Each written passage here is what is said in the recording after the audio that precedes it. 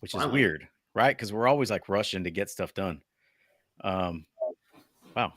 So yeah, we're here on time. It's 8 o'clock, and we're actually here. It's probably why nobody's in the room yet because we are on time, which is weird. We're 5 minutes early. 5 minutes. Actually, yeah. Is that what you got? I got 8 o'clock on the dot here on my time. No, it was a Uh, joke. We're only running about 8:05. okay, so we're gonna try a little different intro here. We're gonna try something. You guys give us some feedback on how this plays out. Um, cancer shirts, cancer bracelets, just the updates on that. So I went and checked with our vendor today, and the shirts came in earlier in the week. They were surprised they took so long. I guess it's just like everything else, right? Supply shortage and whatnot. So they're hoping to have them ready by Friday. If that's the case, then we will put them in the mail over the weekend. So that's our plan, is to have them out in the mail Friday, Saturday, and start getting them out to you guys. Bracelets. The bracelets have come in. Justin, you have your bracelets out there? Yeah, this one's a youth right here. They come in a nice little package. I'm wearing mine, the adult. Fits me good. So it's kind of gives you a little idea. My wife wears the youth. The youth is a little big for my smallest kid, but my 5-year-old, he can wear it. So they're good. They're cool. We sold a pretty good amount so far, I think. We had a pretty big supplier from Portland, Mr. Dooms. I appreciate that. Outfitted the entire GP team with him. So pretty cool. Hopefully see those on Friday night at the game. Well, this week, Saturday afternoon, but still pretty cool and pretty good quality as well. So try to keep selling those out. Yeah, I like them. They're very good. So some things that we noticed, just kind of tidbits that we found this week. An interesting thing popped up today, and Justin, as I was looking into it some more, Braden actually caught this back in June or Okay. July. So I saw something scroll across our Twitter today from FB Swarm, which is the Flower Bluff football team Twitter page, talking about former quarterback Braden Sharon. I think he graduated 3 years ago. Actually, our first year, right? Our first year doing this. 2018. Yeah, so 2018, and while we did our little spiel on him, digging into him, he's a free diver, fisherman, spear fisherman guy, and has got his own YouTube channel to record his exploits. And I clicked on this link today from, like I said, from the Flower Bluff Swarm page, and he actually set a world record this summer for a world record Kubera snapper, which weighed in at 137 pounds and 57 inches. Did you look Let what me. the previous record was? I was just curious. Oh no, I didn't even look that up. But let me show you guys this monster. So there it is. So this thing, dude. So and the other part is he posted on his Instagram that this thing isn't going to waste. He didn't go looking for a trophy, but they're actually eating the thing. So, and lots of other folks. So I guess he's giving it away.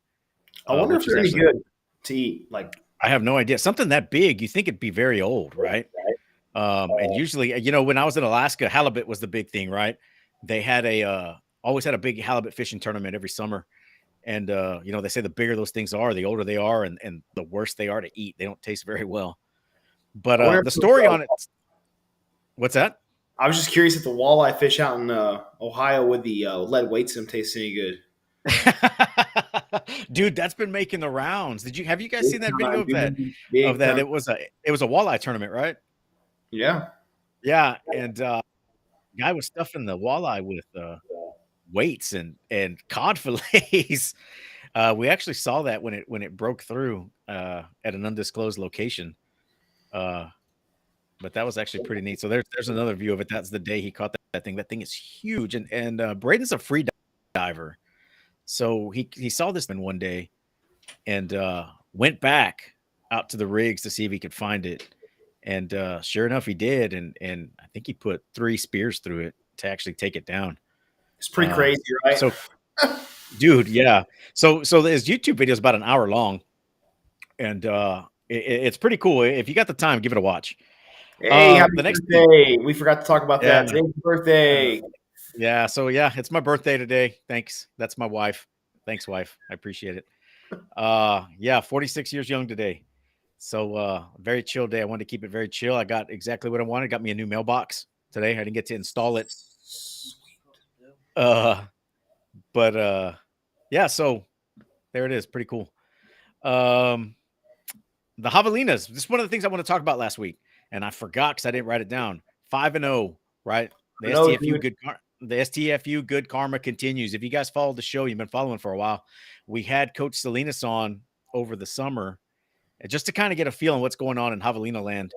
And he told us about all the good things that were happening, the changes that were coming on, and it's showing, right? And I don't know if anybody expected it that fast outside this locker room. Got some notable transfers in. Tonio Carter from UT, who by way of Sam Houston State transferred in. He's playing running back there. They had a pretty solid recruiting class as well from a Yeah, lot of local talent, right? A couple Quero kids. They got Doug Brooks Doug from China. Brooks. So they've gotten a couple good recruiting classes. I think the transfer portal is what's really propelling them this year. But it's kind of neat because I think, honest to God, last time I remember like really being interested in the Javelinas and them being like pretty good was around 2010, 09. Man, it's been a while. It's been a while, dude. So it is nice to see them starting to turn it around. It's pretty cool when you got a little small collegiate team down here that's actually winning some ball games, right? Yeah. So keep your eyes on the Javelinas, man. If they keep going that way, it could be a big showdown against Angelo State in a few weeks out in San Angelo. So that'll be a good one. Hopefully the Hogs can keep it up. Maybe we'll have Salinas on the show again, give him some more good karma. For sure. Some other things that we're looking at down the pipe. October 20th and the 21st. That's like big game weekend here in the RGV. Kicks off Thursday night with Miller versus Vets at Buck Stadium. That's going to be a big one. They're on a collision course right now. If you guys have been keeping up with the scores and what both teams have been doing, I mean, that's really the battle for number one, in our opinion, right? For sure. And we'll talk more about those teams individually later. And on the 21st, something we've kind of batted around a little bit, the Battle of the Arroyo, San Benito and Harlingen, both undefeated as of right now. Harlingen's got a big test against Westlaco this week. If they can survive this week, it sets up a showdown for the district championship there as well, there in Harlingen. And that's a big one. Justin, you went there for your first time a couple years ago, remember? Yeah, this would be my second trip. And Jacob said it last time we were there. It was cool. The experience was fun. The tailgating part was awesome. It just was kind of lopsided, really. You know, Harlingen that year was having a pretty good year, and San Benito seemed like they were kind of down. They were between quarterbacks and kind of doing a exchange of players. So Harlingen ended up kind of having an easy win, even though San Benito gave him a little bit of run towards the end. But he told me when we left, he's like, years past, he's like, when these two teams are undefeated, this is the game you want to be at. So, I mean, it's definitely tempting to go down there and check that out, considering the fact that they do look like they're on a collision course to have that undefeated matchup, right? And it's a different experience down there than what you get up here. So it's pretty cool to go see. And I'd like to see it almost like times 10 versus the first time that we went down there. And so here's the dilemma, right? Also on the 21st is Shiners coming down to Refugio, to what some folks call Death Valley, right? Because some teams go in there and they don't leave alive, right? So that's what we heard. Yeah. I don't know if that's an official name, but we heard it. So that'll be pretty interesting. Another big thing that we're keeping an eye on, and I'm going to share my screen here again real quick. Like, we got to figure out a better way to get this put into the show versus me having to click away this way. We're keeping an eye out for this. Got a record watch going on. Elijah Huff. If you guys have been keeping up with West Oso or anything, this kid is doing some amazing things right now. He's currently at 1,459 yards this season. That's halfway through the season. So he's got a very good chance, if he can keep it up, of breaking DeAndre Fillmore's single season rushing record there at West Oso High School. So we're going to 70 away. Yeah. So we'll keep you guys posted on this. We think it's a pretty cool thing. I mean, if you guys have been keeping up with what Elijah's doing, he was, I think, a week one Ford Tough Player of the Week. Yep. And he's been putting up 200, 300 yards a game. I think his lowest output was 150, and that was against who was that? Don't let me lie. Teloso. It was Teloso in a losing effort against Teloso Middle. I remember that now that when we went out there to hand out Aiden's helmet sticker. So we'll keep you guys posted on that. with that graphic, right? That brings me into some thank yous. So we've had a lot of folks reach out to us in the last couple of weeks, wanted to help us out, wanted to help out the show, and donating their time really and their skill to kind of make stuff for us. And if you guys have been following the show for a while, you know that we don't make any money off this show. This is all a self-funded show, which comes out of my pocket and Justin's pocket. And thankfully now Doug over at 97 Sports Promotions, he's helping us out a little bit here. But we when we got into this business, this thing, we went in it with no intention of making any money. It was just to promote the kids. And these guys are helping us do that. That graphic you made in our Players of the Week graphics, those are made by Javier Ramirez from Heavenville, longtime follower of the show, real good friend of ours. So Javier, thank you for doing that. We've also had an independent photographer reach out to us down in the valley. Anthony Flores wants to start shooting some games for us down there, so he'll be taking care of some photos, getting some videos for us from down in the RGV. So, Anthony, thank you so much, man. We appreciate it. And again, the whole goal is get exposure for the kids, and if people are willing to help us do that, then we're going to take it. Of course, I mean, like I said, they're doing it out of their own time, just like how we are. So, guys, thank you very much. And of course, Kat, right?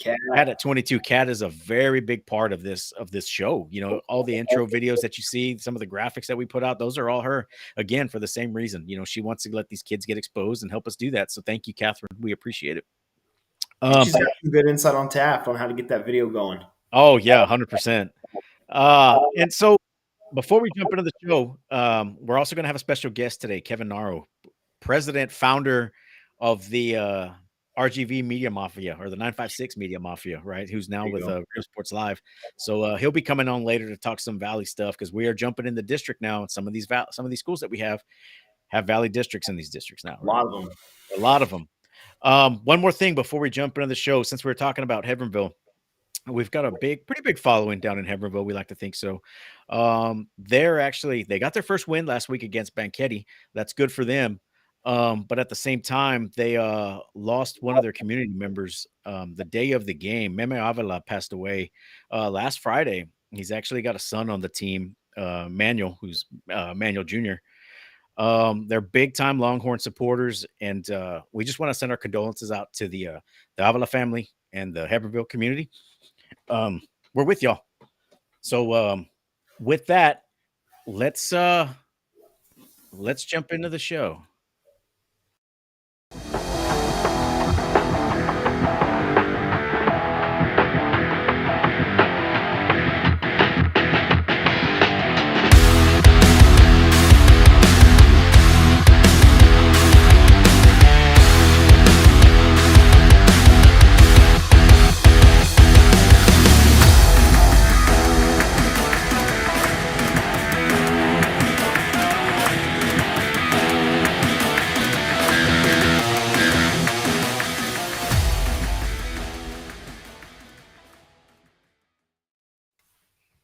Okay, guys, so we are back, and welcome to South Texas Football Unlimited, the Coastal Bend's first original high school football podcast webcast. So we got through our little announcements things. Let us know how that worked out, whether y'all liked it or not. Mario Canales, are y'all going to spend any time about Bruni? You know, we really don't have a lot of info on Bruni, Mario. But if you guys want to start pumping that to us, we'll gladly start talking about those guys out there. We know Richard Johnson's doing some great things out there with that program. So, man, yeah, pipe it to us, man. We'll definitely start talking about those guys. Last week's shenanigans, right? So we had some key games that we had wanted to talk about as the show ended. And we're getting trolled by my wife and her coworker, Melissa. They could be special guests for sure. Anytime. Okay. She brought this upon herself. It's time to do the pick'ems again. Actually, I was going to bring it up. She did it. She got it. So we'll talk about it at the end. So we got our picks in, and we'll be going over that stuff. But I missed that too. Huh? I missed that. Yeah. I forgot about those. Yeah. So let's lead off for where we started last week. So Corpus Christi Rave versus Corpus Christi Veterans Memorial. Yep. Kind of how we expected it was going to go. 42-0 Vets. Right. It's a pretty fair assumption. Yeah. Didn't watch the game. Justin, did you get it? Did you get eyes on it? No, I didn't see the game. I saw like a couple little highlights here and there. There wasn't a lot on it though, unfortunately. But just takeaways from it. Elijah Durrett, 18 of 27, 240 yards, 4 touchdowns, and he ran for a touchdown, I think, for 20 yards as well. So Durrett's been doing some good things this year. It seems like we haven't really talked about him much on the show, but it's been hard to get some of the info on vets. And if you're not at the games, I mean, it's hard for us to really get that kind of lockdown knowledge. So I mean, again, we ask people to send in, highlights and stats for us on Saturdays and Sundays. Um, that way we can get you in the show and we can acknowledge your accomplishments. So I think Elijah is one of the top quarterbacks down here. Does seem like we haven't talked about him a lot this whole year, but because, like we've been saying though, this team really runs through the defense for Yeah. me. It's been known they have a great defense. I think that's why when people talk about vets and Miller coming up in a couple weeks, the big thing is the high flying offensive Miller versus the normally pretty locked down defensive vets. So that's something that we're going to have to pencil in and start looking at as it gets closer. But Durrett, good game. Jaden Castaneda, I think, also Yeah. busted for 167 and a touchdown. So they put up 525 yards of total offense against that Ray defense, who leading up to last week against Miller was giving a lot of people problems. So Vets goes to 3-2, Ray goes to 3-2. Uh, I think, Ray was peaking a little early, right? They hadn't really played a whole lot of competition compared to Vets and Miller. You get the number one and number two, regardless of your district, back-to-back weeks. That's tough, right? And Vets starting to look a little more offensively consistent. So that is something to definitely keep an eye on. If because that seems like that's why the two losses early on was a lot of people talking was offense was slow, turning the ball over. Defense was having to make scores for them. So they get that offense going, man. It's gonna be a heck of a game come Thursday night in a couple weeks. Yeah, the interesting stat that our guy Quentin over at the Caller Times tweeted out earlier today was, the defense has pitched a shutout in 5 of the last 9 games going back to last season's playoffs. So Yeah, that's what I'm saying, man. We've been screaming it. Yep. Slowly, we've been screaming it. So we'll see in a couple of weeks how well that defense is and how really good the Miller offense is. And going back to that, Miller, we hadn't really talked a whole lot about Miller, and that'll lead us to this next game, Miller versus Victoria East, 66-21, because of the same reason, right? They haven't really been tested yet and had gotten that yet. Now if they're playing their starters past the third quarter right now, I mean that's something because they're putting up a lot of points. Yeah. They're still running two. We're talking Miller here. They're still running 2 quarterback system between Trevor Long and last year's Jaden Brown. I had it noted down here. Long was 7 of 10, 211, and 3 touchdowns, where Brown was 12 of 18, 236, and 4 touchdowns. So both quarterbacks putting up big numbers. Just kind of off of what I've seen of the two kids running the offense. Man, Trevor Long don't miss much. No. Whether it's short or deep throws, mid-range throws, he does a really nice job of hitting his target. He can do it on the run. He can do it in the pocket.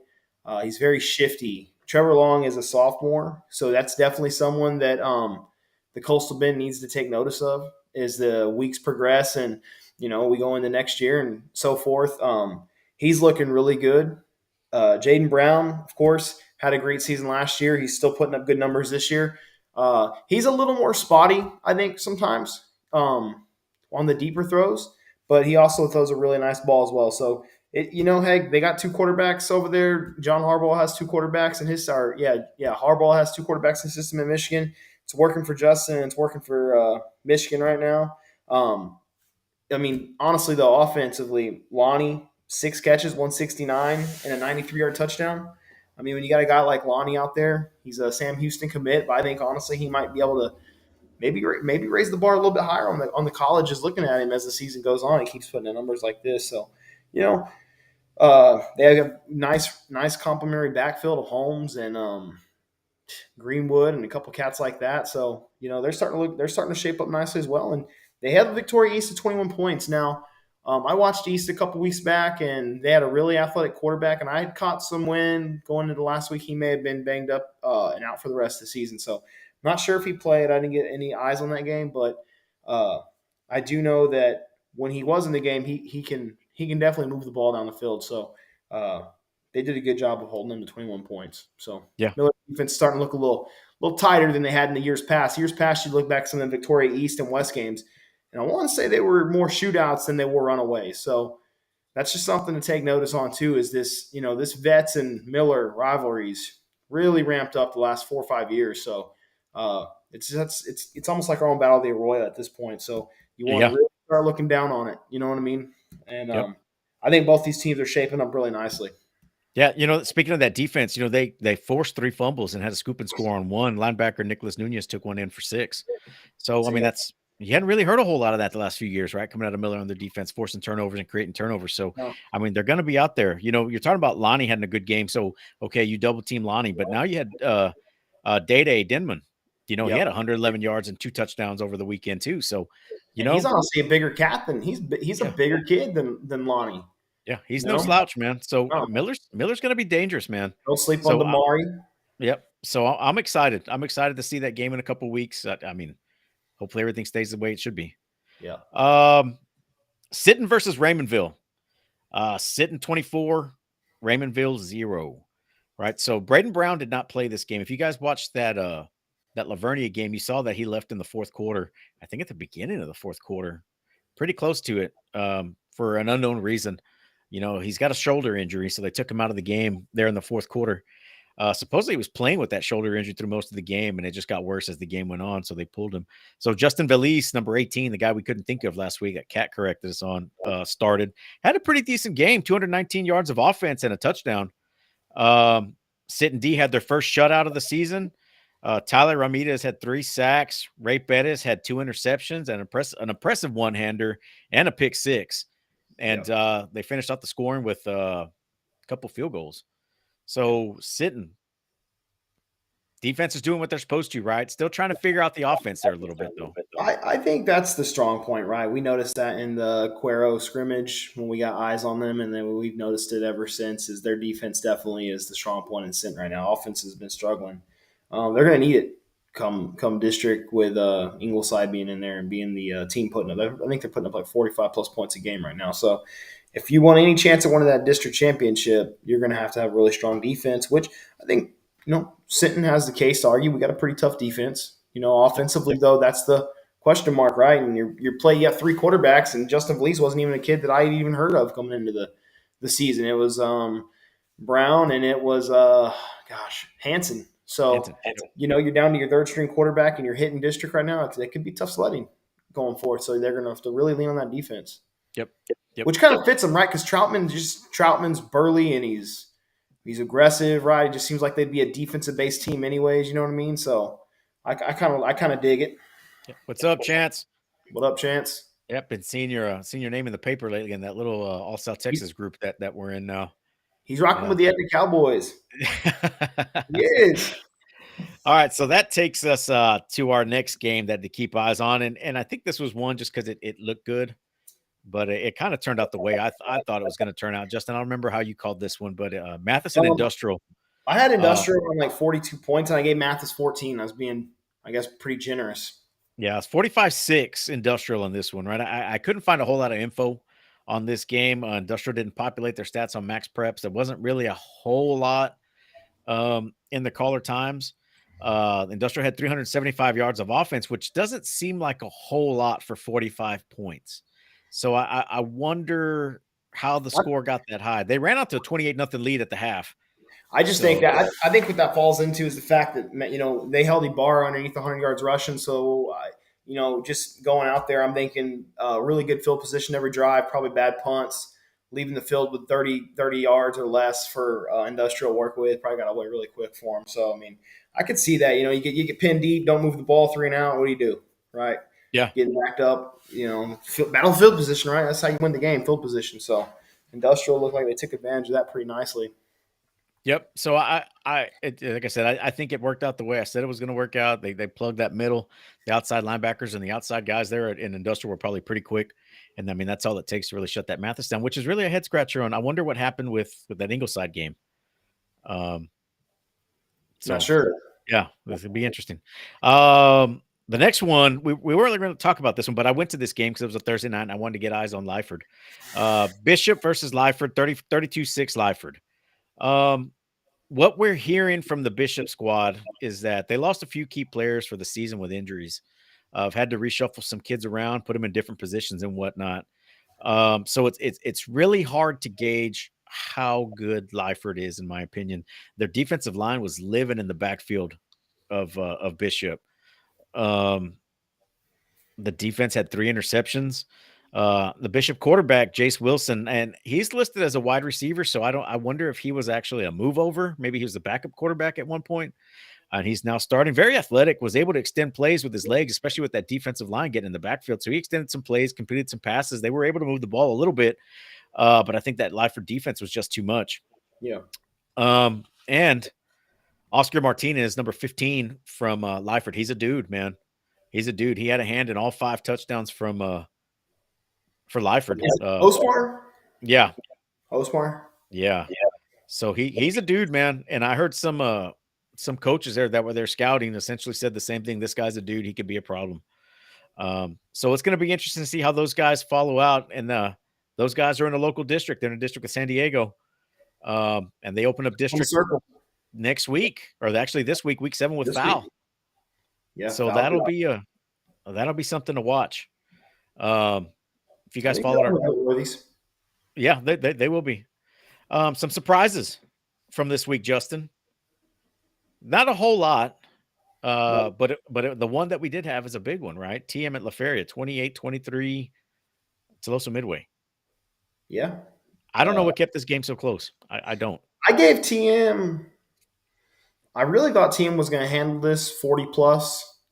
I think I want to say I had it like 40-14 or something. Not sure. I would like to know, right? Kind of what the holdup was. Because the week prior, LaFetia got walked off the park by Alice like 73-13, right? So, I was a little shocked to see, the way teams have been handling teams so far. Ever since that one loss to Ray, that they kind of played a closer game right there. I figured they would have put up more points, but there's a lot of things that can happen. And, at the end of the day, it's the win column. So I'm sure they'll take it over there. But yeah, I was definitely a little surprised. I had that by a couple more scores than that for sure. To get us a little more, I think you mentioned it. I'm kind of going all over the place on this thing right now. Alice scored 73 on La Feria last week, right? Yeah. So there's kind of a mutual opponent because TM plays Alice this week in Alice. Yeah. So that's going to be pretty interesting, right? So TM's going for a playoff spot that they haven't had in, I think, 13 years, 14 years, something like that. I mean, right now, I think that was probably their biggest test up to this point. I think they're pretty much in. I know it's early. It's week 7. You still got 5 more weeks to play. But I think with this win here, they may have punched their ticket, right? Because, they've got Cal Allen the week after Alice. They got Alice this week. And then, man, I think they may be good, man. That's just what I think.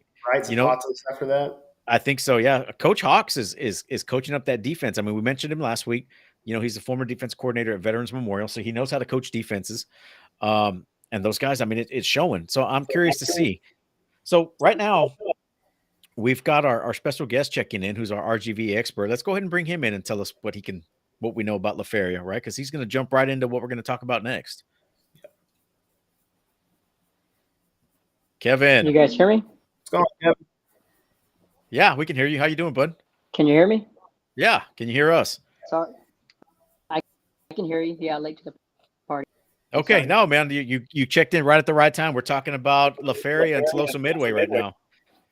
So I know you haven't covered a lot of La Feria, but you're an RGV guy. You know what they do. You know what they're about. I mean, I don't know if you've been keeping up with Tuloso Midway down here, just like Joe Gomez says here. They're the Cinderella team around here this year. For sure. 5-1. They're nobody expects them to start this well so fast. Especially after La Feria coming off that 73-point loss to Alice last week. You know what? We expected something a whole lot more lopsided. I mean, what can you tell us? As far as La Feria goes, I think they've been put up 42 against Pace, 53 against Mercedes. And then the offense kind of had a little Lafayette ever since, Oscar Salinas took over there about 10 years ago. They've always had a good run. Dorian Hernandez, who was a 3-year starter for them, and won a couple playoff games for them last year.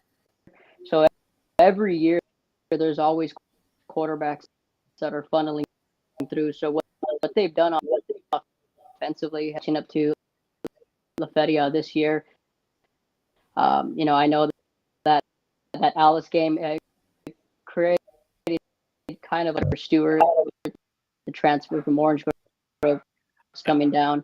Hey, Kevin, you're kind of breaking in and out. Can you hear me?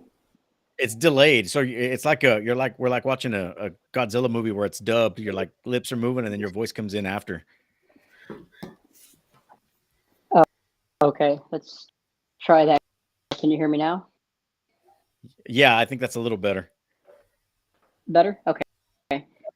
No, so just talking about Lafayette and then the run of quarterbacks, doing what everyone's kind of expected, what Lafayette should be doing. And like I said, they 53 against Mercedes. And a lot of people think that's just coming with the younger guys kind of learning what their role is. I think Lafayette, even though they lost to Alice, they lost to TM, they're 0-2, and that could be enough to get them in the playoffs. Because it's kind of one of those you and check that, or TM, Alice, and Calao. Yeah, you would lose those. You can get a win against Zapata and Hidalgo. And fortunate for Lafayette, they finished with the schedule was in the front end of district play, and then they can finish at 3-3, and that might be enough to get them in. Drew Rivera, he's thrown for 1,132 yards, 15 touchdowns, funneling in guys with that spread system. The quarterback position, I think through growing pains, but not only is Andrew their leading passer, but he's also their leading rusher. His older brother, Avishai, actually, I think he transferred to Cueto. He's transferred. He can do everything out of the backfield, and then you have the string of the Trevino boys. We do multiple things for Lafayette. The kid was a multi-sport athlete. He went on to run track at UTRGV.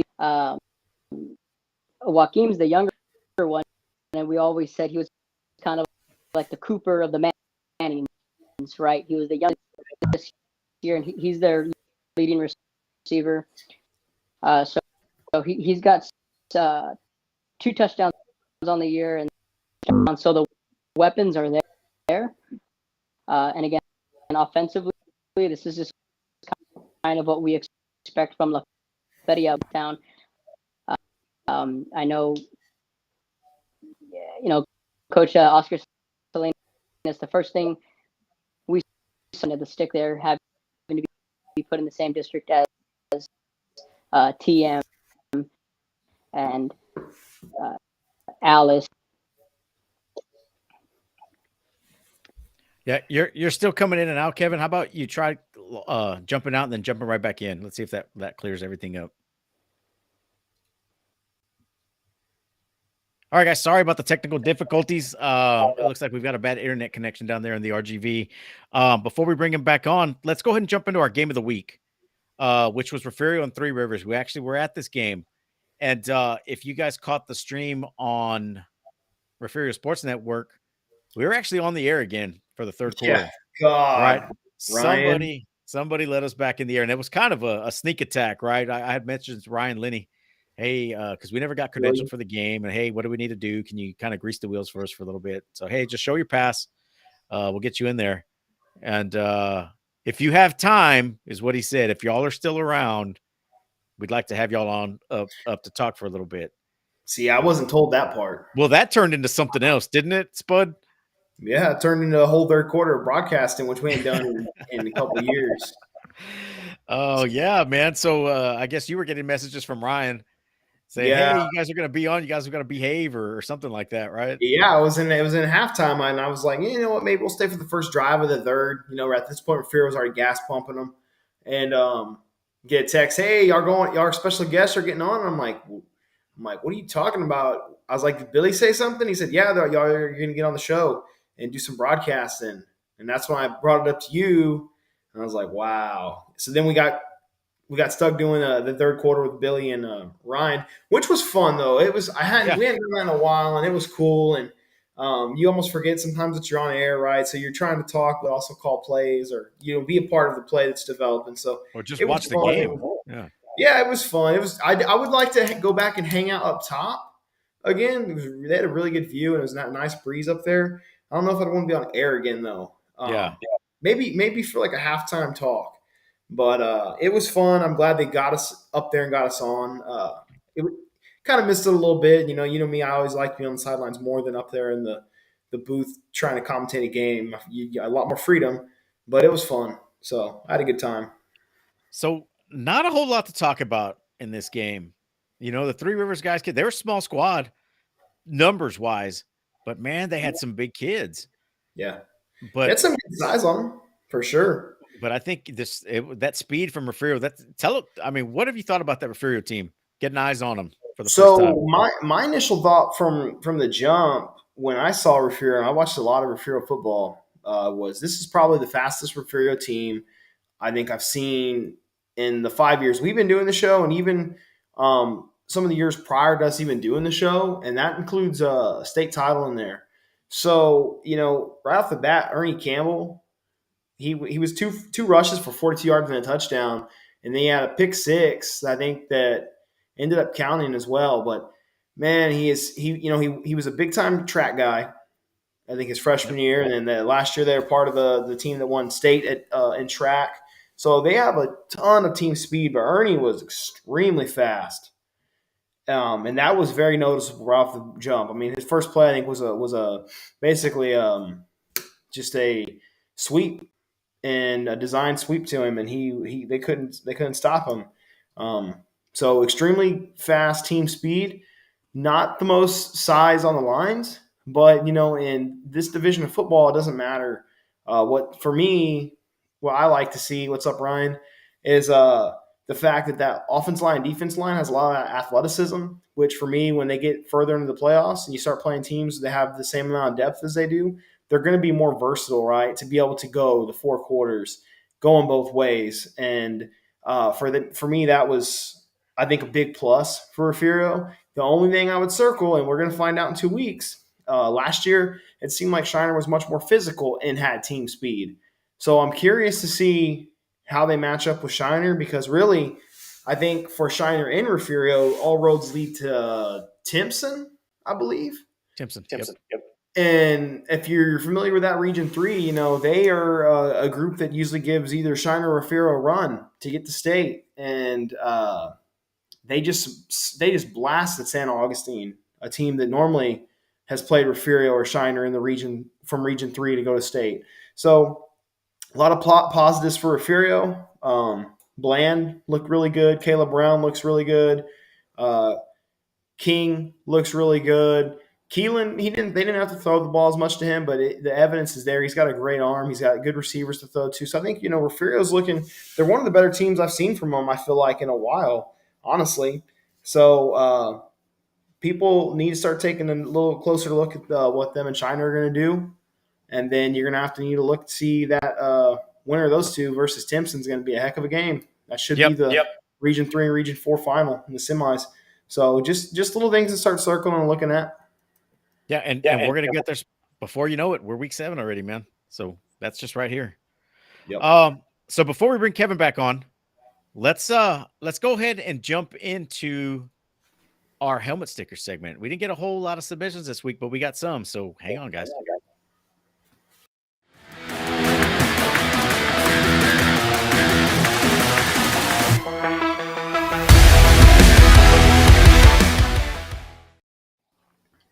Coaches, high school and youth, let 97 Sports Promotions handle your helmet needs by outfitting your helmets with their premium 3M 20 mil helmet decals. From the classic looks to the modern chrome and metallic flake to the all-new ghost printed decals, they can even help you with a custom design if you're looking for something new. 97 is also your go-to for mini helmets, as they have specialized in those since 2006. They're perfect for fundraisers, end-of-season awards, and banquet gifts. Give 97 Sports Promotions a try for your next helmet makeover. Reach out to our guy, Doug, man. You can get to him on Facebook at 97sportspromotions.com, or you can get to him via Facebook or Instagram or Twitter at 97 Sports Promotions. Does great work. If you guys saw our show a few weeks ago when we brought him on, we showed some of the stuff that we've got done through him, and he's very good, very quick, and very cost efficient. Does a good job. Yep, give him a try. Give him a call. So we've got a few submissions here. What up, Crack? And let me pull it up here for a second. I'm not going to go full screen this time because it seemed like that slowed everything down and made the video choppy. So let's I had a lot of feedback. Couldn't really talk last week throughout it. Yeah, let me actually, you know what? I'm going to do it this way. I'm going to do it this new way here, and I'm going to bring it in to the show. Okay.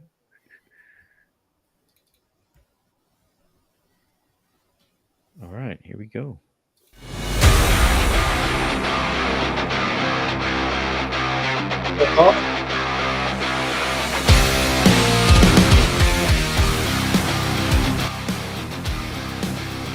Well on his way to getting Fillmore's record for sure. Oh, definitely. He's going to get it. Or anything crazy, Pump's going to get it. If you haven't checked out what Coach did on Twitter today, you need to. The Benavides entry, huh? Nemo.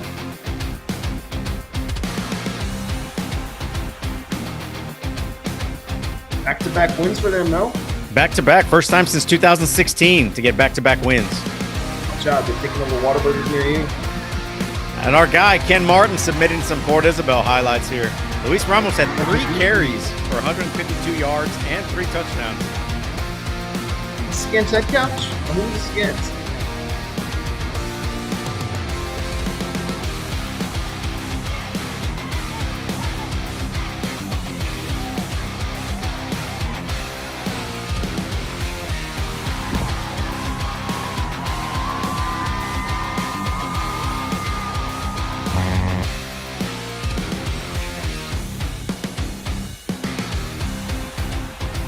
Diego Garza there in Orange Grove has put together a pretty good season for himself. I think he ran for 300 last week as well.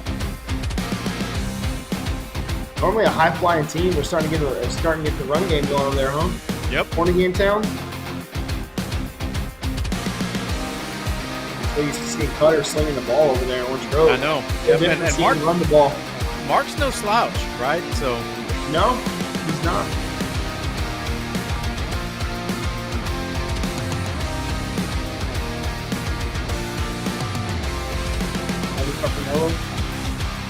God, I'm throwing the ball a lot more this year, man. Oh, yeah. Way more than years prior.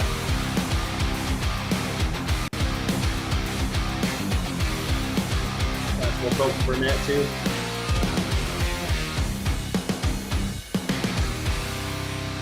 What's up, Jerry?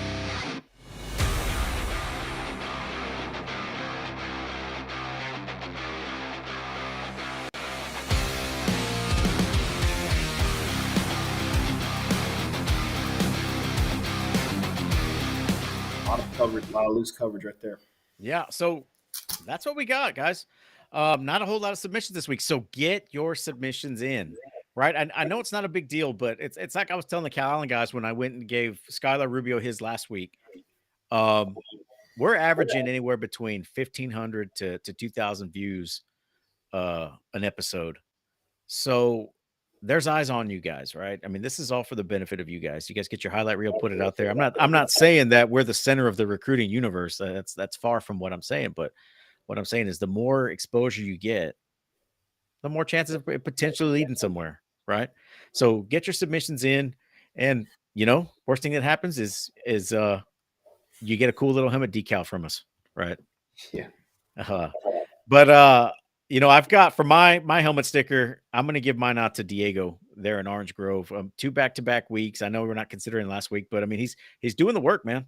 He's and they're winning some ball games over there. So Yeah, Diego Garcia, Orange Grove.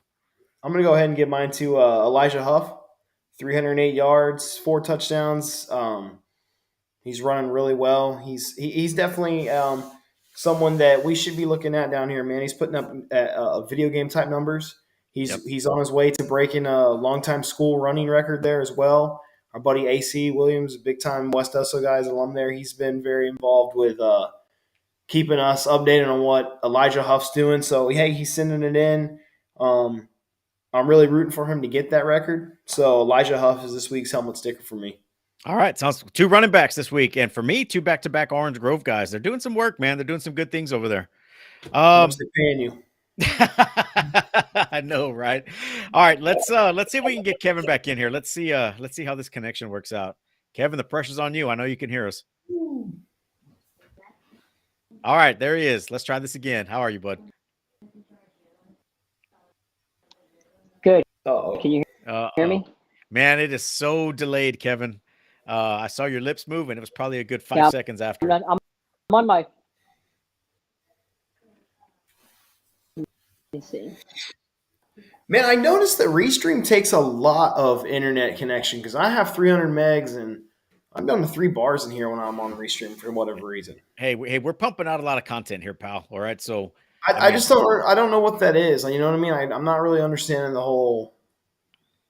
I'm not really understanding it, but yeah, I don't know. Well, for a reason.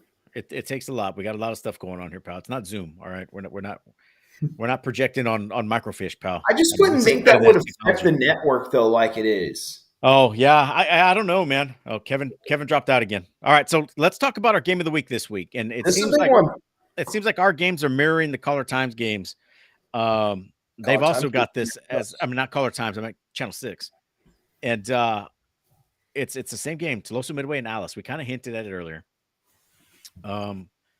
Very curious to see what's going to happen in this game because with like we said earlier, the mutual opponent La Feria. One team puts up 73 points and the other squeaks by with 28. And it was late in the second half where they actually took that lead. Yeah. Yeah, I mean, so Alice comes in 4-1, TM's 5-1. So, start breaking down the stats, right? I really enjoyed looking at this. Something I started doing this year for my benefit. The mutual opponent thing is a very good measuring stick to go off, and then it's not, right? Because that's why they play the game. You can do ifs, ands, and buts all you want about it until it's played. We really aren't going to know, right? But I would put that down as kind of like, okay, let's see what TM can do against Alice this week because there's lots of different things that could happen in an Alfedia game and there's things that could happen in the TM game that just, parts of football. So TM comes in averaging 30 points per game, allowing only 12. Alice comes in averaging 33, allowing about 18. For me, I think this is more of a measuring stick for TM and the big challenge for them. Can you get over that hump, right? Because you're 5-1, you're having a heck of a season. You've played some quality opponents, and honestly, this is probably the most offensive firepower and just like defensive success I think I've seen from TM. In a way, yeah. Following them. So for me, this is like that moment of it's like, okay, we're here. We're gonna see how are we really, right? Because Alice has always been a pretty successful team. They got what I would consider this year a pretty successful team up until now. So what can you do, right? Can you get over that hump, right, and propel yourself into a week against, having the mindset to take on a Cal Allen the next week, Yep. Like you said earlier, I think TM's in the playoffs, But I think, being around that coaching staff, they want more, right? You don't just want to skate by and get in and, hey, one and done, we made the playoffs, yay. I really feel like that coaching staff over there, they're trying to they were preaching it to those kids when we were their family, buying into the sell. You take care of yourself. You're a professional team. You do the right things. You're going to win.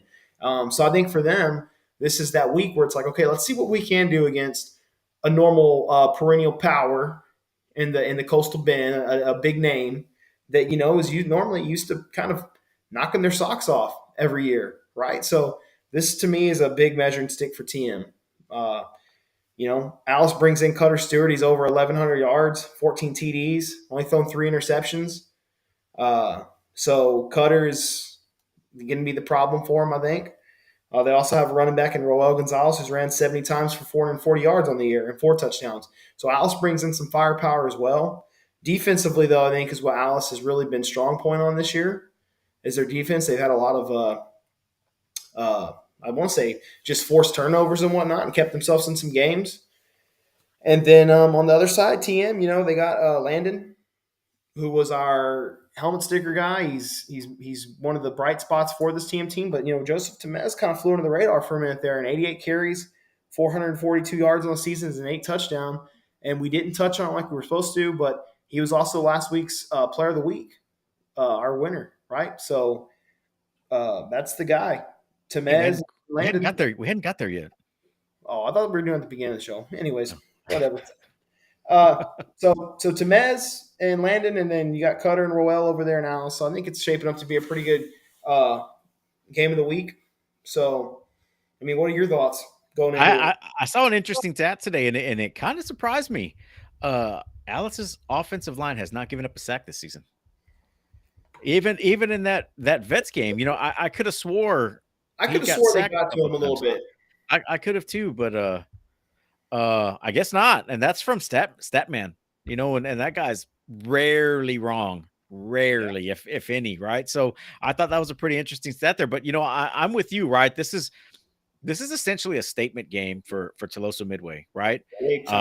Are we here yet, or we're still climbing up the mountain?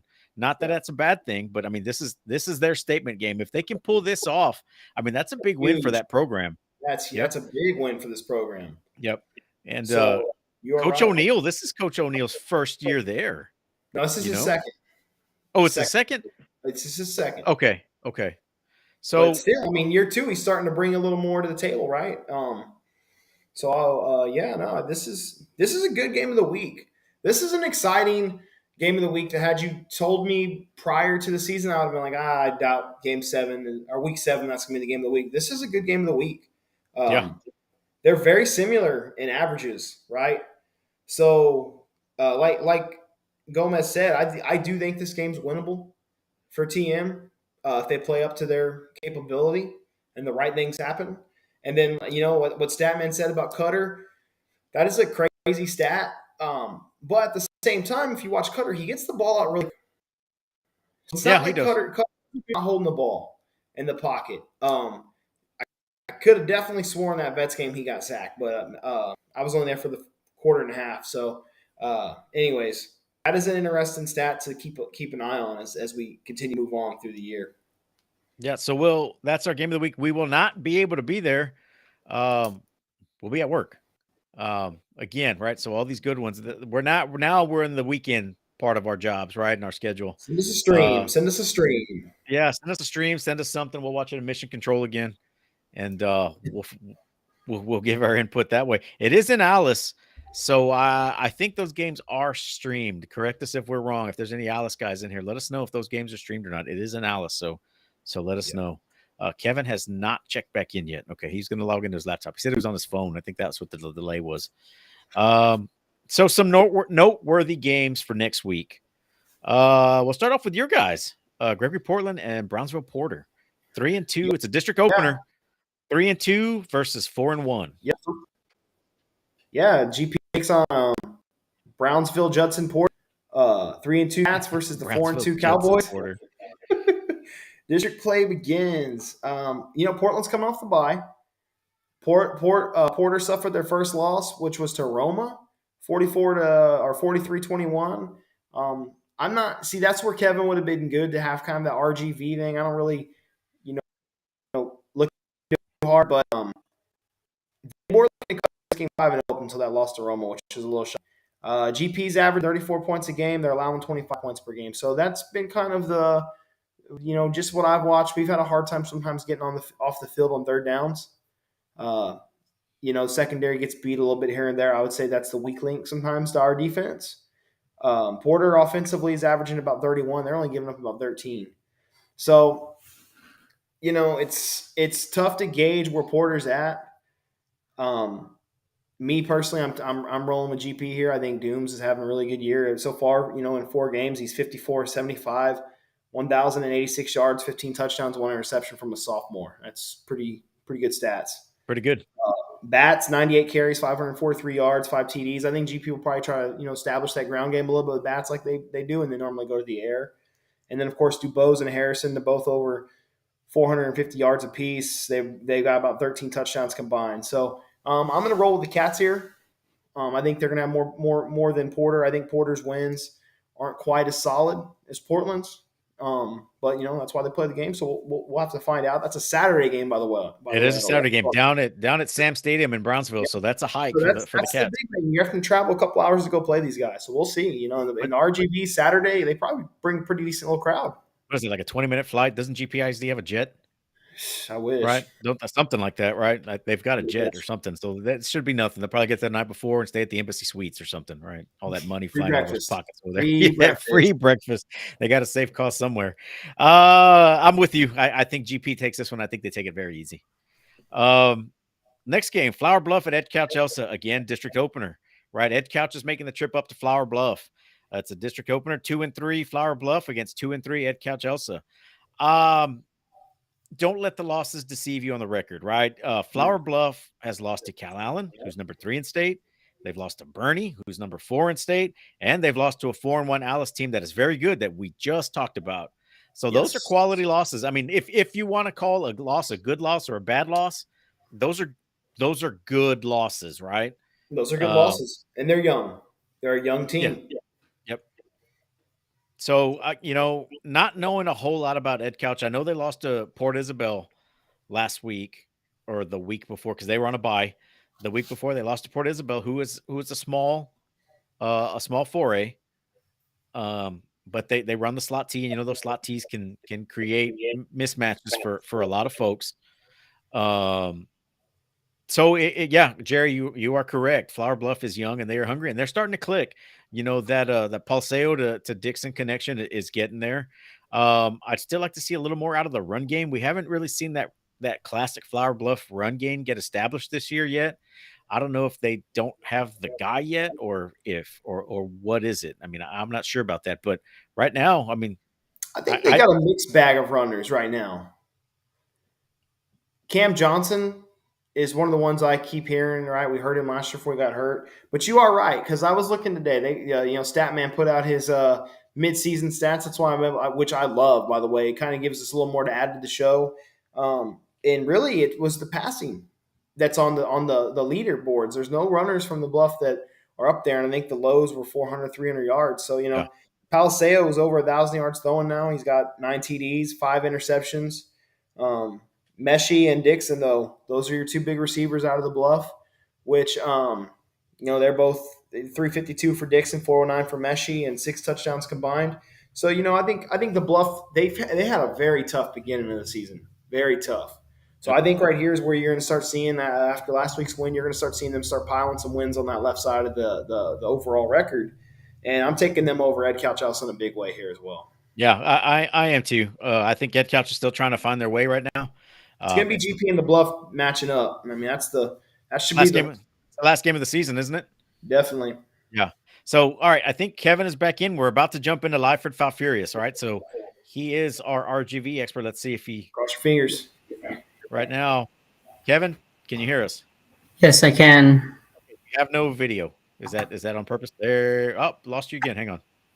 Nope, still no video. We can hear him, Bill. That's okay. We can hear you. Let's go with that right now until your video thing gets clicked on. All right, so we're about to jump into Lyford Falfurious. Now, we talked about them earlier. I got eyes on Lyford last week. This is the district opener for this district as well. Both 4-1. They have playmakers on both sides of the ball on each team. And in my opinion, I don't know about Justin's or yours, but I think the winner on this game jumps into the lead for the 16-3 AD1. Yeah. All right, Kevin. We see you now. Two There of we them. go. Oh, I think I gotta have both on. All right. Okay. There we go. I don't know. It's some weird connection down there. No idea. Okay. So Well, we So, know now. like I said- Future. yeah, now we know. So tell us about Lyford outside of Osmar Martinez, because he's a dude. Yeah, no, I mean him and they got some cuates down there in Lyford, and we actually That had means Coach twins. Hadagi on our show a couple of weeks ago, and I actually talked with Coach Israel Gonzalez, the coach who was previously there At South, yeah. He's at South now, and he's at Lyford, and he knew that when he left that they left the cupboard full of athletes. I think very quietly Lyford is one of the better small schools that we have down here, and I think they put themselves in a really good position to win that district. I know they were all over Bishop last Thursday. That kind of surprised some people down here just because of the stigma that we have a Valley team going up to play someone in the Coastal Bend. But I mean, you guys got to see Osmar really on full display and just everything he did. And, they've shown Lyford that they can win some grind out games. They've shown they can win games in blowout fashion. And week one, I think we knew that, they were going to be for real when they lost in overtime to Port Isabel. And I heard you guys talking about PI before you brought me on. And you guys had that decal deal with one of the kids up there from PI. Ironically, we had Coach Tony V on our show today. We can talk about the Tarpons in a little bit, but the more Port Isabel gets better, the better that you said there is such a thing as a good loss, right? You said that earlier. The more PI looks better, the better that loss looks for Lyford. It doesn't look like a bad loss at all. And I think they're continuing to click. Lyford is, and I think they're going to be right in the front row. I know San Diego is always tough. Santa Gertz, they always play well. And then I know Lyford finishes with Rio Hondo at the end of the year, but Lyford has been a pleasant surprise for everyone down here in the RGV. And, they're one of our main small schools we have in 3A.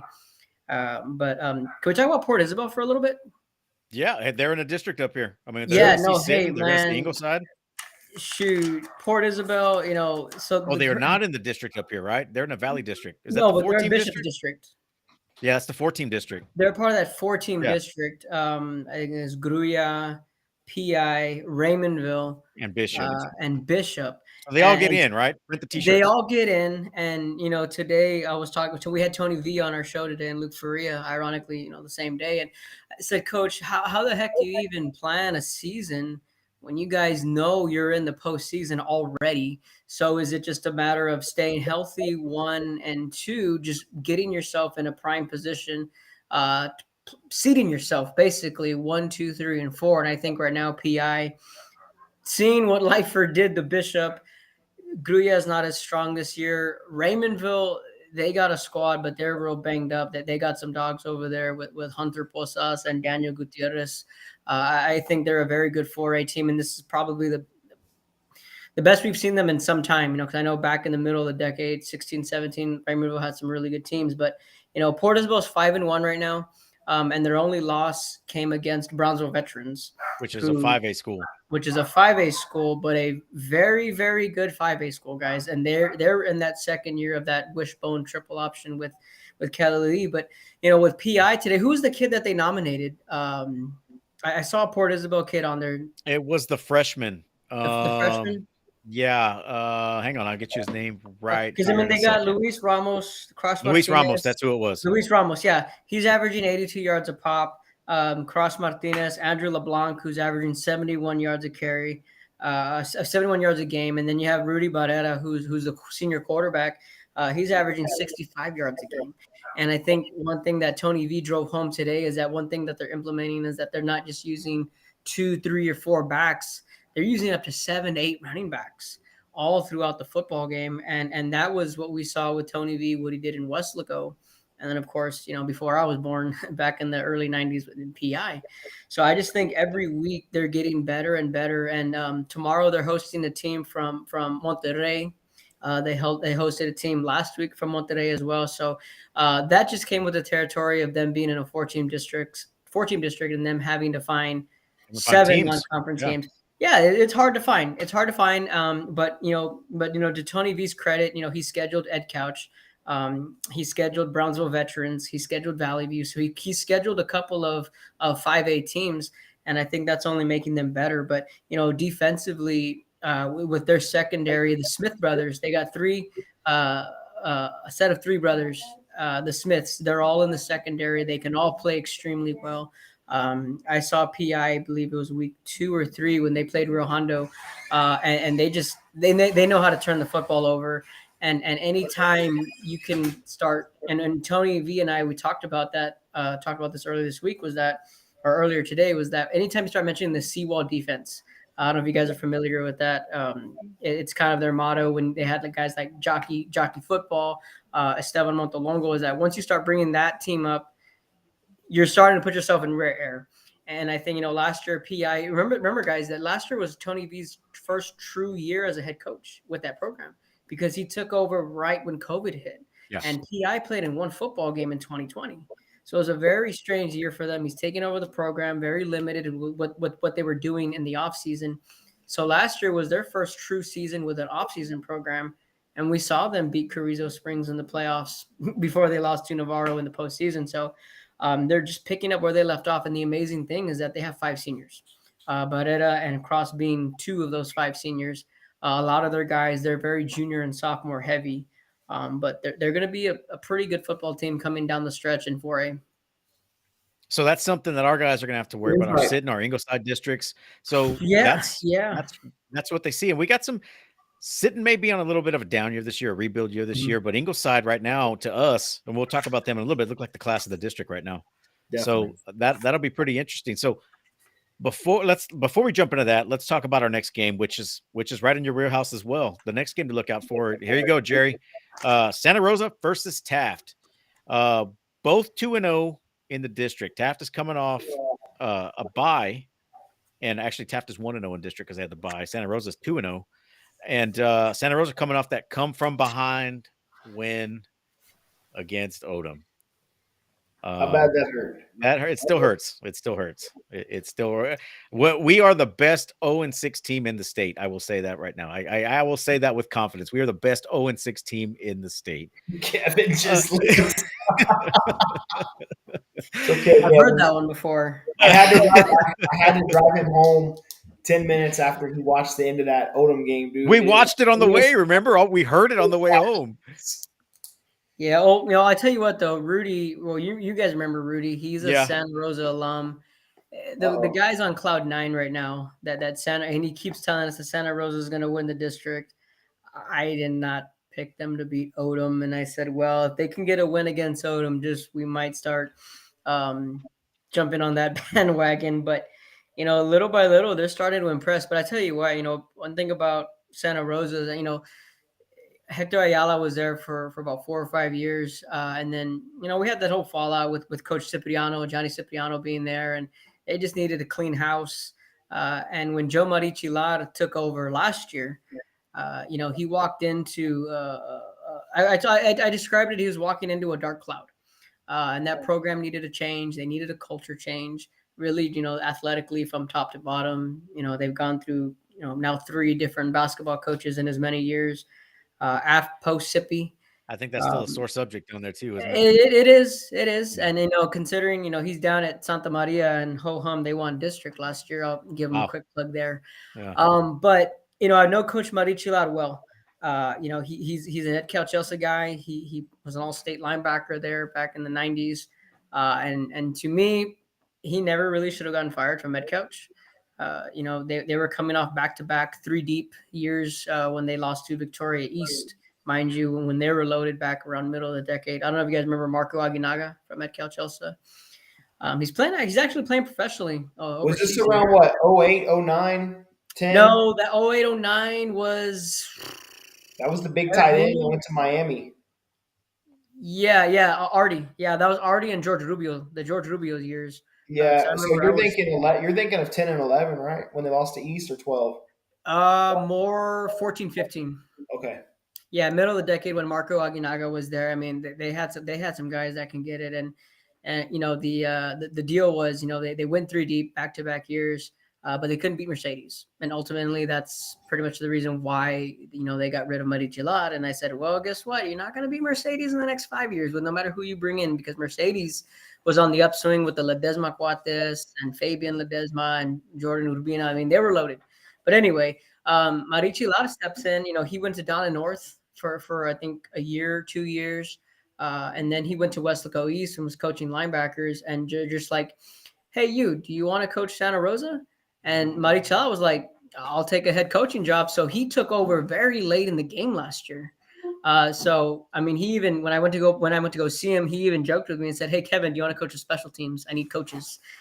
And I said, no. I said, I don't think I can. But the fact that he has a full off season this year and was able to implement his things and be able to put a coaching staff together, I think you're seeing that this year with Santa Rosa's team. And very quietly, they're 2-0 in that district. And just looking down at their schedule, they got Taft, Monte Alto, and then the tougher part of their schedule with Hebronville and Banguete. But if they don't win a district title, but they still finish over 500, and if they make the playoffs, I mean, for our media outlets down here, you could put Coach Muddy Shaw for Coach of the Year.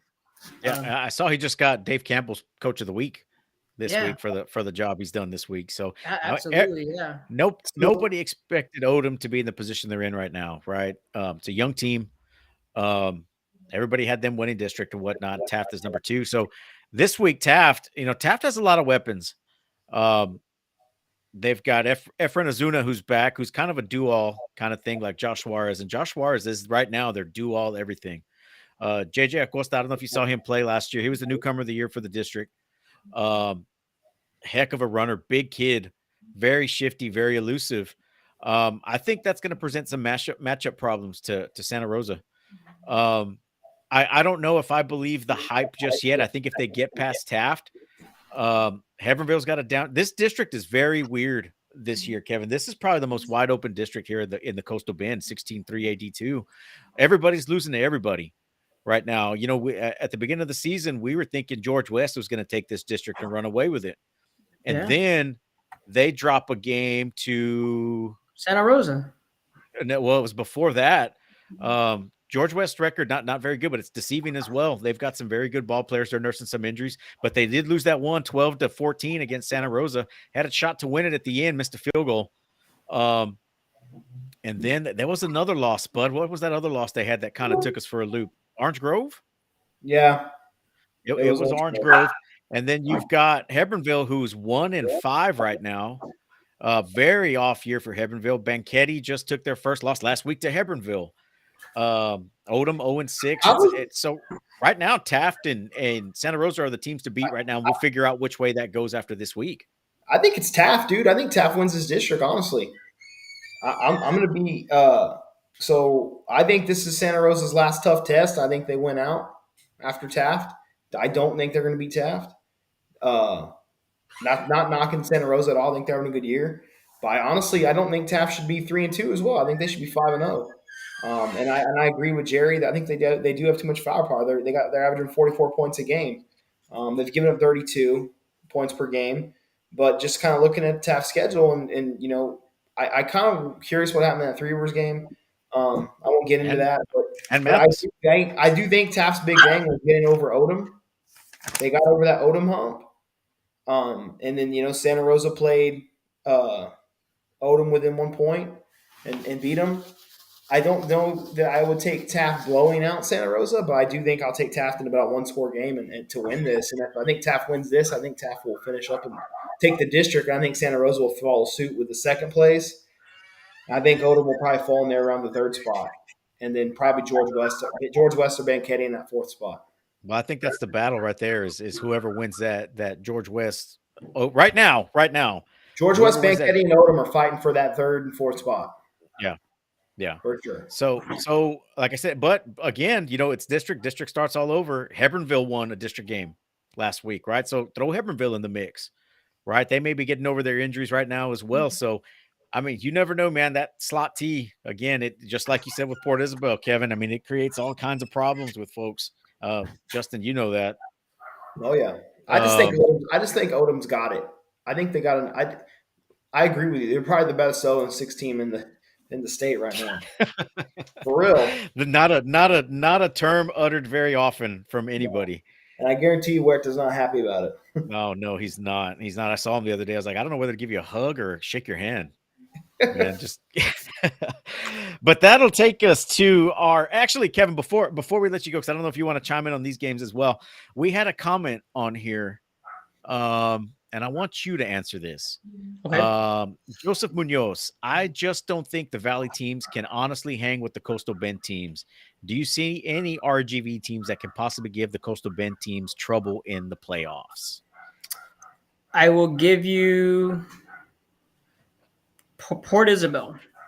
Port Isabel will give people fits because of their style, their slot T, and because their defense is getting better. They're the 4A. The 3A, Lyford can give some fits, but I think our money is going to be in the 5As, and that's going to be with Brownsville Veterans. Brownsville Veterans, and then you have Edinburgh Villa. And then you have Kevin. What's that? D1 or D2? PSJ North and Villa are D1. Okay. Yeah, and then Veterans is D2. Okay. Now, Veterans, I mean, have you guys been able to see them at all or maybe kind of keep tabs? No. I mean, they are so physical up front. They're running that triple option, like I had said earlier. I touched on it briefly, but Brian Chavez, this is the kid that at a 5A school is playing both running back and he's playing linebacker for Brownsville Veterans. And then Reese Sampaio, who's a senior now, I feel like he's been in high school for 6 or 8 years now, but he's really finding his own there. And then Michael Montoya, I mean, they got thunder and lightning back there with those two guys for BVM. And, week 1, they were at home against San Benito, who, by the way, like they're getting better each week. And the better they get, again, goes back to the more that loss doesn't look so bad for Brownsville Veterans. But, they turn the football over. If there's a problem with this team, it's the turnovers. They just waxed the floor with Donna this past Friday, which was our game of the week for everyone down here in the Valley. Donna hasn't been good in a while. Donna was undefeated. This was their first true test, and there was a lot of hype behind it. And BVM was like, all right, okay. Hang on, let's just show you what we can really do. And I think it was like 60-7. Wow. They really put a licking, and their only loss was to San Benito. They beat Brownsville St. Joe, who only has one loss in the TAPS rankings. They're a solid football team. But I think the perfect complement for Coach Kelly Lee is one of my good friends, JC Ramirez, who was the defensive coordinator at Brownsville Hanna for a long time, and then now he's bringing that physical style over to Brownsville Veterans. And they're a very good football team. We had Coach Gilbert Leal, their athletic director in Brownsville. We had him on our show today. And he brought up a good point about Brownsville Veterans is that, yes, they run that wishbone and they like to control the clock, but they can also go up tempo and they can score quick and they can score fast. And that's the scary thing about Brownsville Veterans is because when we saw them against San Benito, they had the ball 3 times in the second half and they fumbled each of those possessions away. And then in the second quarter, San Benito had 1 possession, and it was all BVM that entire drive. And the only reason San Benito got that field goal was Veterans. They fumbled a snap or they fumbled a punt inside the 20. Then the Veterans defense wound up holding them for 3 points. Other than that game's 3-0 at halftime. But yeah, I think BVM can give people some fits. And then of course, down here in the 5A D1, 16 5A D1, 2 weeks ago, we had the Mecca with Edinburgh Villa and PSJ North. Playing each other, and that game was everything everyone expected for it to be. But in Class 5A, I think those 3 Veterans, PSJ North, and Edinburgh Villa, those 3 in Class 5A could give some guys some fits up there out of the 29 5A district. And then in the small schools, I think Lyford and Port Isabel can give those schools a run for their money. And maybe you guys might see this or not, but I brought it up in today's show, is that I think at least down here in the Valley for the first time in a long time, we as in the Valley have more depth in 5A this year. Because like I said, BVM, PSJ North, Edinburgh Villa, Mission Veterans is Well, you got all the move downs, right? It's felt All the good, move right? downs from yeah, Sherryland Pioneer, they're figuring it out offensively. Sherryland's tough. Mercedes, I know their record might not look as good, and I know they're in the GP district in Flower Bluff, and I think you guys hit the nail right on the head. Where at the end of the day, I'm fully expecting it to be GP the Bluff, and then you're looking at maybe an Ed Couch, or maybe you're looking at Porter. Mercedes, or even Porter. Porter, we didn't get to talk much about them, but they're very quietly 5-1. But they're very, very young is the thing about Brownsville Porter, and they got three. Gunnar Williams, he's their do-it-all guy. He's their leading rusher. He's their leading receiver. He's a senior. Alejandro Stevens is a senior, and Alexis Ibarra. Those are those three seniors they have on that offense. Other than that, everyone is underclassmen. So for the fact that Carlos Celesti has them at 5-1, they won at Gruya, they won at Memorial. They string together a couple of really good wins. So right now, everything else is gravy if you're Brownsville Porter. If you're able to get a couple of district wins, great. And, that's good because they're just in a rebuilding year. But I think Mercedes with Tyrell Trevino, I think you guys were able to see him these last couple of years. He was at receiver. They moved him to running back.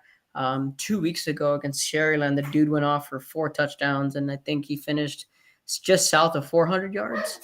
And he was our player of the game. And the crazy thing with Tyrell was that 2 of his last 3 carries, one went for 70 and one went for 77. Wow. Both of them touchdowns. So they have the playmakers in place, and they have another kid, an Arisco, who's a junior running back who I think has really stepped up. And, he reminds me a lot of Ethan Greenwood.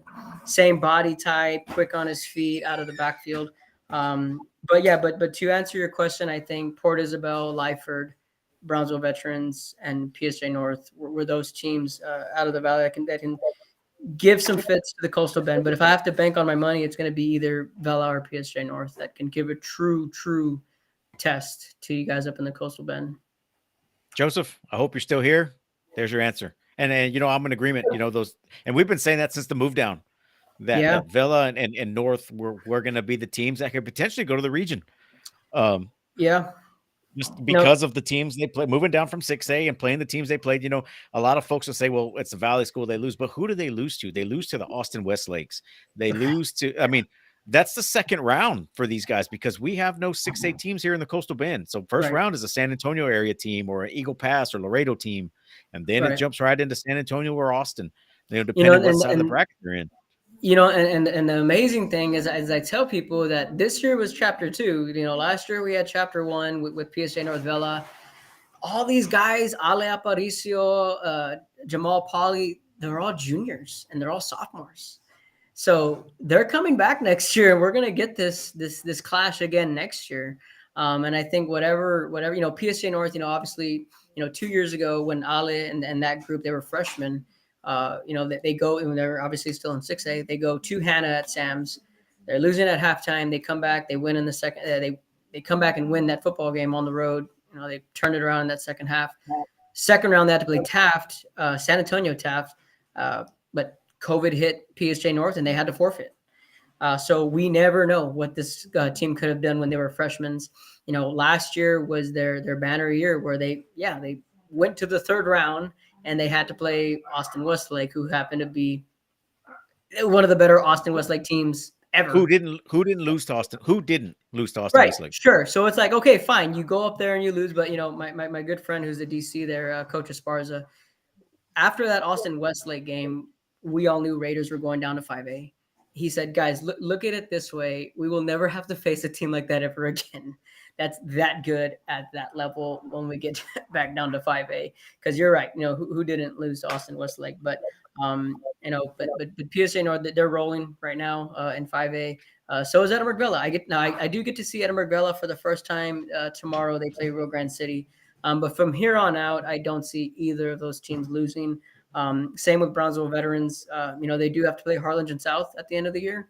And that, depending on what Harlingen South does, that could possibly be for the district title. But right now, I don't see anyone beating Brownsville Veterans in that district. Obviously, PI in a 4-team district, you're in the playoffs. It's just a matter of winning the district and seeding yourself. And then Lyford, whether they'll finish first or whether they'll finish second. But those 5 teams I would keep an eye on, a 3A, a 2A, and the 3 5As that we have this year. Mission Veterans is another team that they have Vince Abrigo at quarterback this year as a junior. But when they lost Luis Doyos, their senior linebacker, their leader, their blood and guts, man, that kid was an all-stater. Since they've lost him, they've really struggled defensively. So if they have Luis Doyos, I would say, hey, throw Mission Veterans in there, and they can really make some things go. They got guys on the outside. The Ordaz brothers are really talented, and then Abrigo. Back to what I was talking about, La Feria with the quarterbacks. Abrigo's a junior; he's still learning, but I think Mission Veterans might be a year away.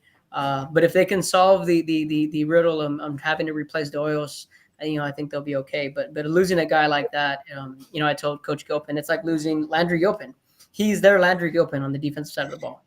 And Coach Gilpin agreed. He's one of the better players they've ever had walk through that program and line up on the defensive side of the ball. That's how big that loss was for Mission Veterans. But yeah, those teams, Brownsville Veterans, PSA North, Vela, Lyford, and PI. I could, hang my hat on and say, we're going to give the Coastal Bend some competition. I think these are the teams right up front.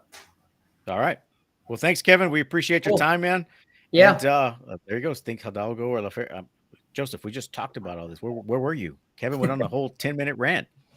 I did. You have to rewind it and watch it again. We're not going to go over that again. Good to hear from you guys, man. I hadn't heard from y'all in a while. Yeah, it's been a while, man.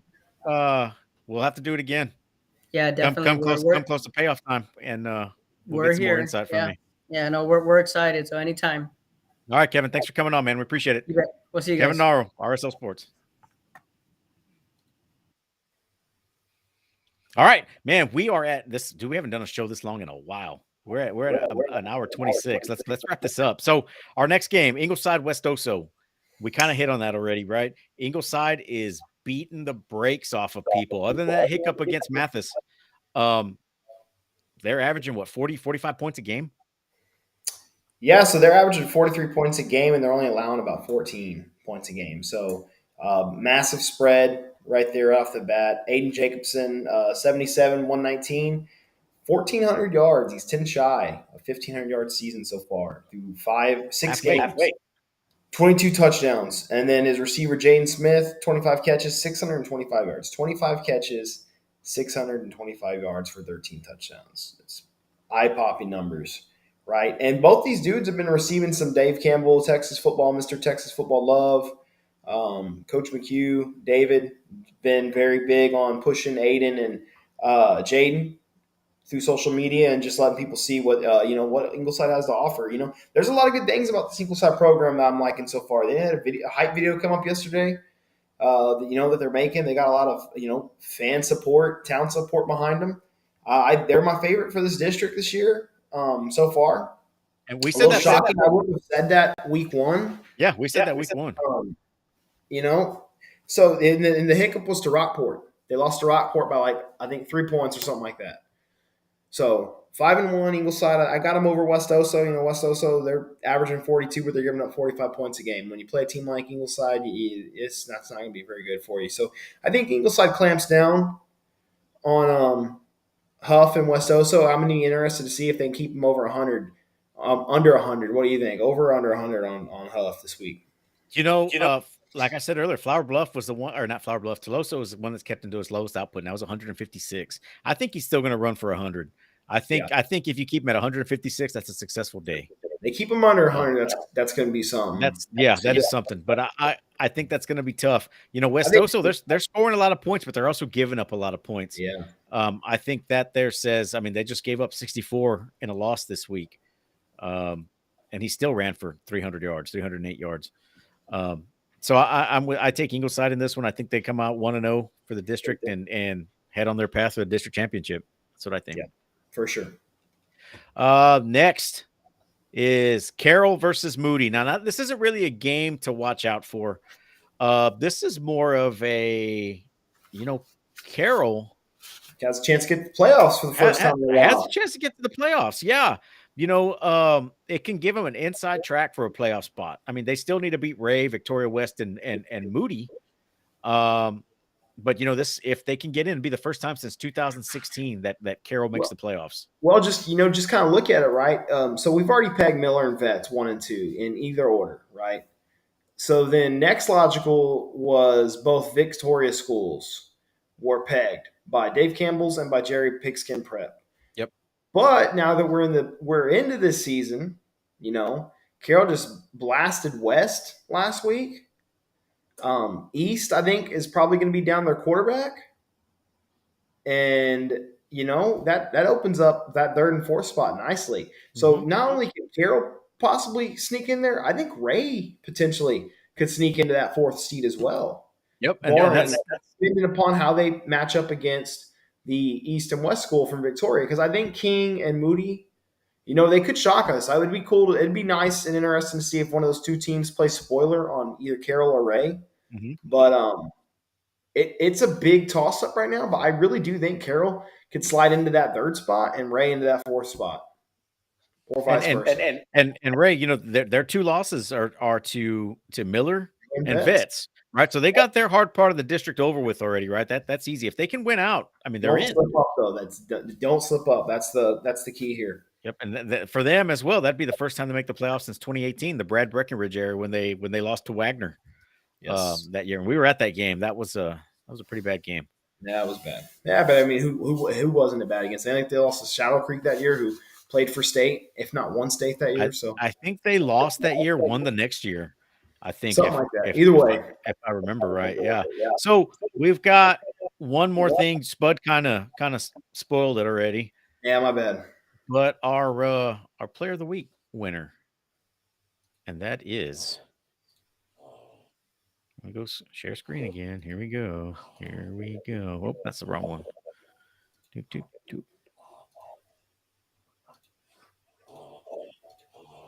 Joseph Temez from Toloso Midway. Congratulations, Joseph and Pumpkin Pie. We'll see you at work the next few days. Congratulations. He finished. It was very tight. Now, just to remind you guys, these players of the week, we got the poll out in two spots, Twitter and Facebook. So we combine the results. So Joseph, I mean, it was like a runaway on each side of it. Joseph ran away with this on Facebook, and Osmar, who was in second, the quarterback from Lyford, ran away with it on Twitter. Joseph Temes had 98 votes on Twitter and 291 on Facebook for a total of 389. Osmar had 165 votes on Twitter and 32 on Facebook for a total of 197. I saw Osmar, guys. Everybody that was on this list was worthy of recognition and getting it. Again, but there were some players that are left off. That's why it's important you guys send us your stats, because some of the publications around here, the Caller Times, may not get your stats in time. Max Preps may not be uploaded in time. Send it to us. Like Huffs weren't anywhere to be found. I had to ask him himself how he finished out for the night. And same thing with some other folks. So guys, send your stuff in, guys. All we want to do is recognize you guys and give you guys something special, give you something to hang your hat on. But man, that's all I got. Spud, you got anything? Real quick touch on Joe's thing. It was 2018 Joe Vets. Wagner blasted Ray 56-17 at Buck, and then turned right around and blasted Flower Bluff 49-14. Then they blasted the veteran Memorial High School, who took out David Soto and them up in the Alamo Dome, and then they lost to Shadow Creek. So no, it was 2018. Ray got blasted by Wagner, and they were actually that year. Ray was 7-6, but they made the playoffs. So just touch on that real quick. A little confused right there. Yeah, that was both that year, Joe. That's when Wagner ran through. It was the following year that Wagner blasted Vets. Okay, yeah, because it was back-to-back years. Wagner had those runs with they had a good squad that year. It seemed like those kids would never graduate. The fullback, the tailback, and then the quarterback that went to the Naval Academy and then transferred out to Sam Houston State. Those kids. There's actually a D lineman down there playing right now. It's DeMarcus Hendricks. He's at Kingsville team right now. Yep. He's playing, I think, linebacker or defensive end. But yeah, that Wagner squad was stacked. And then man, it just kind of fell apart. I think they just Or they graduated moved them up. all. They got moved up a classification. Yeah, that's right. They did. They went back up to 6A. Yeah, Yeah. because that's right. They had dropped down from 6A to 5A, and kind of they were the bully. They were the bully of Region 4. Yep. Man, there was something else that I had wanted to mention too, and I forgot what it was. I guess it wasn't important. But Ernie Garcia just messaged us, coach out of Taft. Hang on, let me open this up here real quick. JJ Acosta will be presented his Ford Built Tough Player of the Week trophy tomorrow night at their pep rally at 7. So if anybody's around, any Taft fans around, if you want to see that, that's actually a pretty cool thing. I know Michael Everett won it a couple of times here in Odom. That's a big deal, man, to win that thing. And we've had a couple of kids win that. I remember, guys. Saw an interesting tweet today from Riley Dodge. Oh God, dude, you're gonna put us at 2 hours. No, we'll just leave it for the comments. We'll leave it for the comments. But this was, I thought this was very interesting, and maybe you guys, because we kind of went back and forth on this, and we could not figure it out. Maybe you coaches types can tell us. It's about a player in Dallas. Florida State made an offer to our receiver. He then took an unofficial visit and loved it. He committed the next day. I then received a call. That offer was not committable. They never communicated to me or Jarian prior to that the offer was not committable. Stop offering kids if they can't commit. The next little item in that tweet was Jarian committed and Florida State isn't honoring the commitment. They subsequently sent him not one, but 2 official offer letters and still have chosen not to honor the commitment. They have done a poor job of communicating. I have asked that Coach Norvell call me, and he hasn't. I have asked that the staff call Jarian and his mom to communicate to them what I shouldn't have to, and that also hasn't happened. Very unprofessional way of doing things. He is currently leading the Metroplex in receiving. Someone will get a great kid and a great player. And this is from Coach Cody Moore at Denton Braswell High School. What is a non-committable offer? What is that, and what is the point of giving these non-committable? One of the guys higher on our priority list drops out. They still have this out there. They can sign this kid. What is it? If anybody could tell us what it is, we'd greatly appreciate it. Obviously, we don't have the time for it today, but man, shoot us an email, jump into the comment section, let us know, because we've heard of kids in our area getting some of those non-committable offers that they just kind of throw out there like candy. But let us know. But that's all I got. Spud, do you have anything else? No, that pretty much wraps it up. Yeah, this is kind of one of our longest ones that we've done for a while, and we'll try to keep them at an hour, a little less than an hour. We're almost at an hour 40 here. But guys, again, we're back at work this weekend. Fill us in on everything. Send us in your highlights and your stats. We have a lot of stickers that we have to give out, and we like to do it, man. We'll get out to your practice if we can make it, hand it out to you there. I did that at Cal Island. I did that, and we did that at Tolosa Midway. If you're too far away where we can't get to you, we'll put it in the mail. I know my Orange Grove winner got his today. He'll be putting that out tomorrow. Kokoda, yours should be there today. If not, probably tomorrow. Marky Gonzalez down in Foul, he's got his. Guys, I mean, we like doing that. That's what we're here for. But guys, thanks for watching again. Keep messaging us and keep sending us stuff, guys. And again, everybody else that's helping us out. Hey, there he goes. He got it. Cool. Again, thank you guys to everybody that's helping us out and willing to do stuff, to help everything out, man. To help promote the kids. Put it on his helmet and get a picture for us. Yeah, David, get it on the helmet, send it in. We'll show him some love. Thanks, guys, and we'll see you next week. Probably next Wednesday, right? We'll probably do another Wednesday show. We're on days next week. We don't come in till Friday. So be on the lookout for Wednesday show, 8 o'clock-ish. We'll see you later.